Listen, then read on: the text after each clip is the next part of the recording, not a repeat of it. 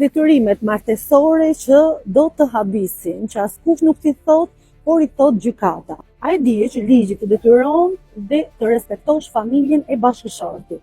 Pra, gjykata e lartë ka përcaktuar detyrime që shumica nuk i dinë. Për shembull, detyrimi për të respektuar marrëdhëniet e farefisnisë së bashkëshortit, detyrimi për të trajtuar njëri tjetrin me dinjitet dhe respekt, detyrimi për të ndihmuar njëri tjetrin në rast sëmundje dhe paaftësie. Dhe më e forta, detyrimi i bashkëshortit pasjetues për të varrosur bashkëshortin që ndron jetë.